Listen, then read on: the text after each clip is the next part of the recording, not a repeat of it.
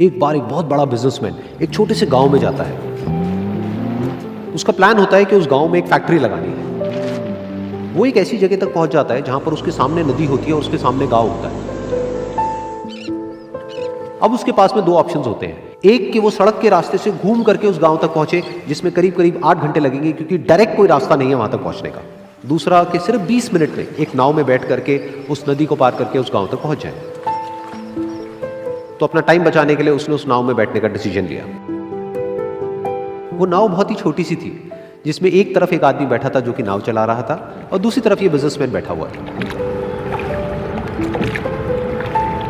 तो नाव में बैठने की थोड़ी देर बाद उस बिजनेसमैन ने उस नाव वाले से पूछा, तुझे पता है तेरी नाव में कौन बैठा है? तो नाव वाले ने बड़े ही भोलेपन से कहा हाथ जोड़ करके, नहीं साहब मुझे नहीं पता आप कौन है। तो बिजनेसमैन बोला, अरे तू अखबार नहीं पढ़ता है क्या? हर दूसरे दिन मेरी फोटो आती है अखबार में। तो नाव वाला बोला, अरे साहब मुझे कहाँ पढ़ना लिखना आता है, मैं बहुत छोटा सा था जब मेरे पिताजी गुजर गए थे, तो अपने परिवार का ध्यान रखने के लिए मैं बचपन से ही काम में लग गया और तभी मेरा स्कूल छूट गया। ये सुन करके उस बिजनेसमैन ने उसका मजाक उड़ाते हुए उसको कहा, तुझे पढ़ना लिखना तक नहीं आता है, ऐसी जिंदगी का क्या फायदा? ये सुन करके उस नाव वाले को बुरा तो लगा लेकिन उसने कुछ नहीं कहा। थोड़ी देर बाद वो बिजनेसमैन उस नाव वाले से बोला, अभी कुछ ही दिन बाद ये जो सामने तू जमीन देख रहा है, यहां पर मेरी एक बहुत बड़ी फैक्ट्री होगी जहां पर हमारे ब्रांड की मिनरल वाटर की बॉटल्स बनेगी। उस नाव वाले को बात समझ नहीं आई। उसने कहा, क्या बनेगा साहब? तो बिजनेसमैन थोड़ा सा इरिटेट होकर के बोला कि हमारे यहाँ पर पानी की बोतलें बनेंगी जो तेरे गांव में नहीं बिकेगी लेकिन शहरों में बहुत बिकती है। अरे कभी तू शहर गया होगा तो तूने देखी होगी पानी की बोतलें रखी होती है दुकानों पर। फिर वो नाव वाला बोला, अरे साहब मुझे कैसे पता होगा, मैं तो कभी इस गांव से बाहर गया ही नहीं। फिर वो बिजनेसमैन उसके ऊपर हंसते हुए बोला, तू कभी इस गांव से बाहर तक नहीं गया, तुझे पता ही नहीं कि शहर क्या होता है? अरे ऐसी जिंदगी का क्या फायदा? उसकी ये बात सुन करके उस नाव वाले को सच में लगने लगा कि मेरी जिंदगी शायद किसी काम की नहीं है।